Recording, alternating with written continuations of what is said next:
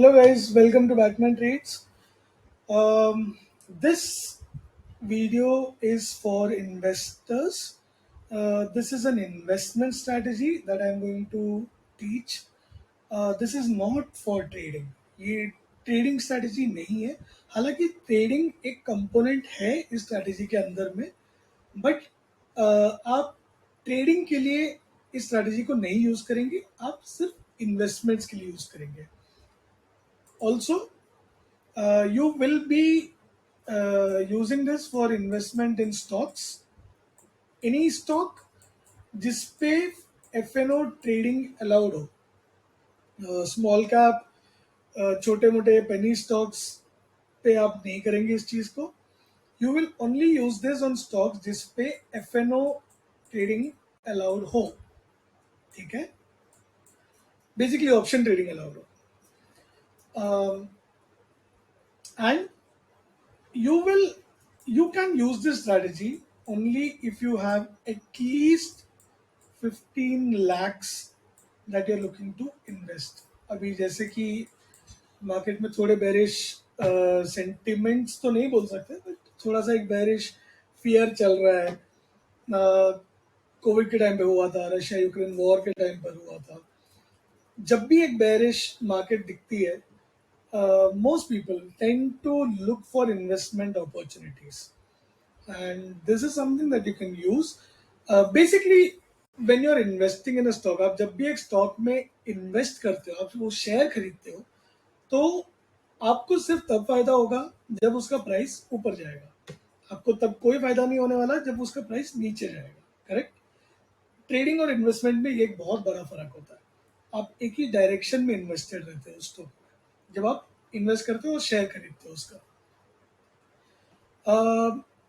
तो बेसिकली अगर मैं इस स्ट्रैटेजी को समझाऊं या इसका मेरिट बताऊं, तो वो सिर्फ इतना है कि हम सब ने एट सम पॉइंट ये चीज सोचा होगा कि यार ये फलाना स्टॉक अगर मुझे इस दाम पे मिल जाता तो मैं खरीद लेता, और अगर उसके बाद अगर वो ये दाम पे पहुंच जाता तब मैं बेच देता. ये एक बहुत कॉमन थॉट प्रोसेस होता है लोगों का. लेकिन आप मार्केट में वो प्राइस पे ही खरीदे, ये आप कैसे कर सकते हो? तो ये आपको बेसिकली हेल्प करेगा to buy low and to sell high. आप अपने दाम पे उस शेयर को खरीदोगे और आप अपने दाम पे उस शेयर को बेचोगे. तो मैं स्टार्ट करता हूँ एक्सप्लेन करना. उससे पहले एक बहुत ज़रूरी चीज़ है जो बेसिक है, फिर मैं समझा देता हूँ. फिर भी मार्केट में दो टाइप के ऑप्शन होते हैं, एक पुट ऑप्शन और एक कॉल ऑप्शन. स्टॉक्स के पर्सपेक्टिव में अगर बात करें तो एक एक फलाना स्टॉक का कॉल ऑप्शन अगर इन द मनी चला गया, तो उस कॉल ऑप्शन के बायर को क्या हक मिलता है? What is the right that he has purchase? वो कॉन्ट्रैक्ट जो है, पुट का जो कॉन्ट्रैक्ट है, सॉरी कॉल का जो कॉन्ट्रैक्ट है, उसने उस बायर को, उस ऑप्शन के बायर को, बहुत ध्यान से सुनिएगा, उस ऑप्शन के बायर को क्या हक दिया है? उसने उसने हक दिया है कि वो उस स्ट्राइक प्राइस पे उसके लॉट साइज की इक्वलेंट क्वांटिटीज खरीद सकता है. तो आप समझ के देखिए कि अगर कोई स्टॉक है 100 रुपए पे, किसी ने उसके 110 का कॉल खरीदा है, फिर वो स्टॉक चला गया 120 पे, तो ये कॉल बायर तो 110 पे खरीदने वाला है, उसका जितना भी लॉट साइज हो, लेकिन उस स्टॉक का दाम है 120. तो ये जो 10 रुपए का डेफिसिट है, ये कौन भर रहा है? ये भरा जाता है ऑप्शन सेलर द्वारा. इस अगर एक बायर ओपन है तो एक सेलर भी ओपन है मार्केट में उसी स्ट्राइक पे.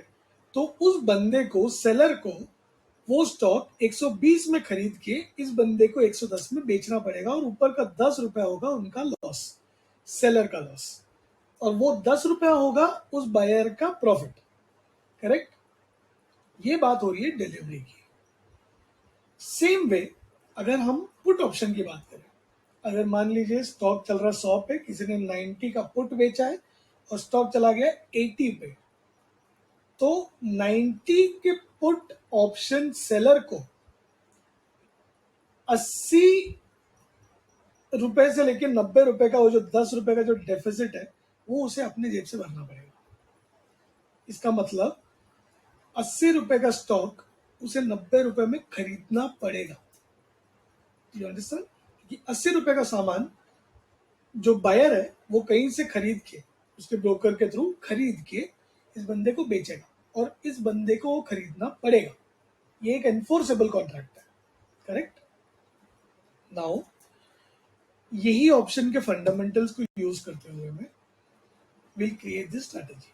अब इसका एक बहुत आसान सा एक तरीका है कि आप अपने दाम पे स्टॉक को खरीद पाए और आप अपने दाम पे स्टॉक को बेच पाए। लेकिन इसके लिए बहुत ज़रूरी है, और ये पॉइंट को आप बिल्कुल ध्यान से सुनिएगा और बिल्कुल इसको मिस नहीं कर सकते।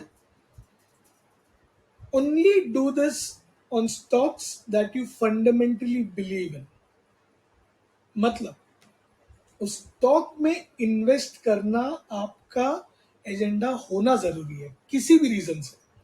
Usually investments are driven by not technical analysis और not so much by technical analysis but by fundamental analysis. उस स्टॉक में आपका बिलीव होना बहुत जरूरी है। ठीक है? वो कोई भी स्टॉक हो उसमें आपका बिलीव होना जरूरी है। मैं आपको सिर्फ टेक्निक बता रहा हूँ कि आपको इन्वेस्ट कैसे करना है। मार्केट प्राइस पे जाके सीधा 1000 स्टॉक खरीद लेना जवाब नहीं होता इस चीज का। तो मैं एग्जांपल लूंगा इसका।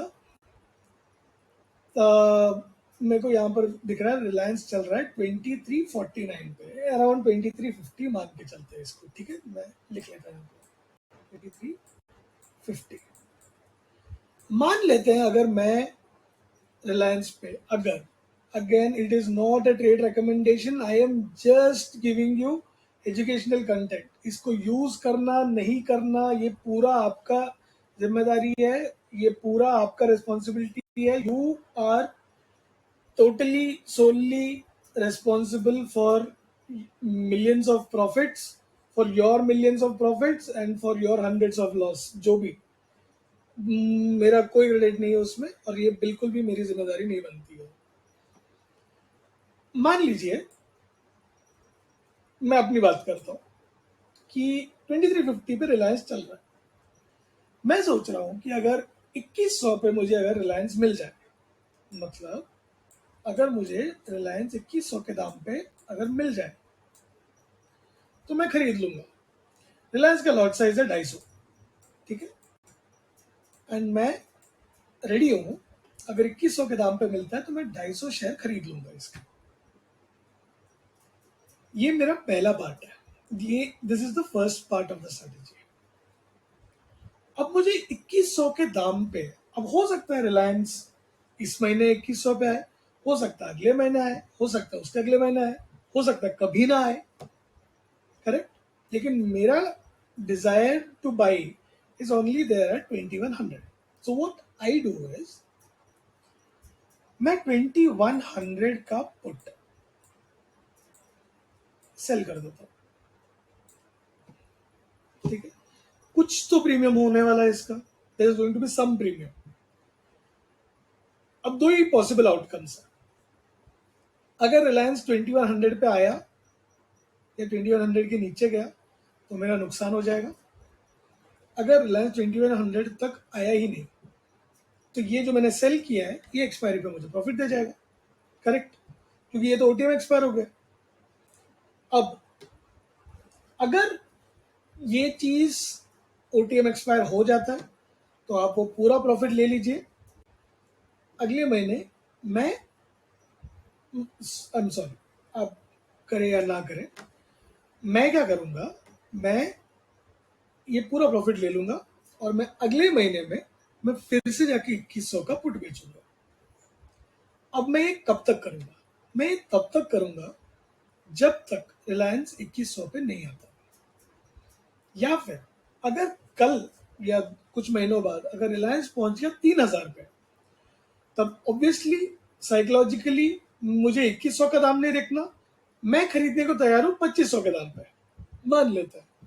तो मैं उस दिन जाके 2500 का पुट बेचना शुरू करूंगा। मैं जिस दाम पे खरीदने को तैयार हूं मैं उस स्ट्राइक का पुट बेचूंगा एंड या तो मुझे वो पूरा प्रॉफिट देगा जो मैं लेकर रख लूंगा अपने पास में, या फिर अगर उसने नुकसान दिया, यहां पर आता है ट्रिकी पार्ट, अगर उस पोजीशन ने मुझे नुकसान दे दिया तो इसका मतलब है कि मेरा प्राइस हिट हो चुका है, और मेरा प्राइस हिट होने पे मैं क्या करने के लिए तैयार था, मैं डिलीवरी लेने के लिए तैयार था। अगर आपका नुकसान होता है, अगर मेरा नुकसान हो जाता है इस स्ट्रैटेजी में, तब मैं एडिशनल मार्जिन डाल के, क्योंकि मैंने जैसे बोला था 15 लाख के आसपास में कैपिटल होना जरूरी है ये स्ट्रैटेजी को यूज करने के लिए, तो ये पुट बेचने में मेरा तकरीबन 2-2.5 लाख के आसपास में मेरा मार्जिन लगेगा। मैं एडिशनल मार्जिन डाल के मैं डिलीवरी उठा लूंगा। ठीक है, जिस दिन मैंने इस पे पहली बार नुकसान देख लिया उस दिन मैंने डिलीवरी उठा ली। फाइन। तो अब मेरे पास क्या है, अब मेरे पास है 2100 के दाम पे 250 शेयर्स रिलायंस के, जिसमें मुझे फंडामेंटली बिलीव था उस टाइम पर जब मैंने ये स्ट्रैटेजी डिप्लॉय किया। करेक्ट। अब मैं क्या करूंगा नाउ, अब मुझे एग्जिट भी चाहिए। तो मान लेते हैं कि अगर मेरे एनालिसिस के हिसाब से एक 10% का प्रॉफिट अगर मुझे मिलता है रिलायंस पे, I am happy about it, I am very happy. अगर मुझे 10% का प्रॉफिट मिलता है, मैं क्या करूंगा, अब 2100 के प्राइस पे है, तो अगर 10-15% या 20% पकड़ू तो तकरीबन 200 से 400 पॉइंट, जितनी मेरी इच्छा भक्ति हो, जितना मेरा रिस्क एपेटाइट हो, उतना डिस्टेंस ऊपर बनता है। तो मैं क्या करूंगा, तो अगर मान लेते हैं कि अगर ये शेयर सडनली कूद के, सडनली कूदने की भी जरूरत नहीं है, ये कुछ टाइम के बाद में अगर ये 2500 के दाम पे पहुंच गया, मेरा तो एग्जिट आ गया। करेक्ट, मैं बुक कर सकता हूँ इस चीज को, और मेरे पास जो मैंने 2100 में 250 शेयर खरीदे थे, मैं अगर 2500 पे बेचूं तो वो उसने तो मेरे को 20% से ज्यादा का प्रॉफिट दिया। करेक्ट। अब मैं कैसे इंश्योर करूं कि ये प्राइस जब आएगा तब मैं निकल जाऊं, मैं देखते नहीं रहने वाला मार्केट को, क्योंकि that is going to be wastage of my money. अब इस चीज में मुझे एक ऑप्शन है रेंटल इनकम कमाने का। मैं क्या करूंगा, मैं 2500 का, जिस महीने में मेरे 2100 के 250 शेयर का मैंने डिलीवरी ले लिया, उसके अगले महीने से मैं जाके 2500 का कॉल बेचना शुरू करूंगा। ठीक है, अगेन सब कुछ तो प्रीमियम होगा। अगर रिलायंस 2500 तक नहीं गया तो ये मुझे प्रॉफिट दे जाएगा, जो मेरा रेंटल इनकम होता है, बेसिकली लाइक डिविडेंड, मुझे महीना महीने का डिविडेंड मिल रहा है। करेक्ट। 2500 का मैं बेचता जाऊंगा, बेचता जाऊंगा, बेचता जाऊंगा। जिस महीने में मुझे इस ऑप्शन की पोजीशन ने लॉस दिया, उस महीने क्या हुआ, प्राइस 2500 को क्रॉस कर गया। करेक्ट। प्राइस 2500 को अगर क्रॉस कर गया है तो मतलब ऑन एक्सपायरी में लॉस पे खड़ा हूं, मतलब ये ऑप्शन इन द मनी हो चुका है, जिसका मतलब ये एनफोर्सेबल हो गया। मैं डिलीवरी दे दूंगा। मैं अब वो डिलीवरी कहां से दूंगा, मुझे 250 शेयर 2500 के दाम पे किसी को बेचना है ना, जिसने खरीदने के लिए एग्री किया है, जो ऑप्शन बायर है 2500 का, उसको तो बाई करना जरूरी है। वो मैं यही 250 शेयर है जो मैं उसको दे दूंगा। तो बेसिकली मैंने मार्केट से अपने ही दाम पे एक शेयर, जिसमें मुझे फंडामेंटली भरोसा है, उसके फंडामेंटल एनालिसिस के ऊपर में मैं आगे चाहिए तो वीडियोस बना सकता हूँ। मैं I tell you some frameworks जो मैं पर्सनली फॉलो करता हूँ। मैंने उस शेयर को अपने दाम पे खरीदा और मैंने अपने दाम पे बेचा, ensuring that there is enough profit generated in the transaction of the shares, and also enough rental income generated or dividend income generated while the share was moving sideways or not in my direction. मेरा exit तो तब आएगा जब मुझे profit दिख गया। Correct. So this is the strategy, and आप इसे बैक टेस्ट तो नहीं कर सकते, but you can give it a shot, you can give it a shot. You can try to, just look around for stocks that you are really interested in purchasing and do use this strategy. इसमें आपको एक बहुत crisp entry और एक बहुत crisp exit मिलता है with a lot of added benefits in the course of the investment duration. So that was the strategy, and amazing. I'll see you again in the next video.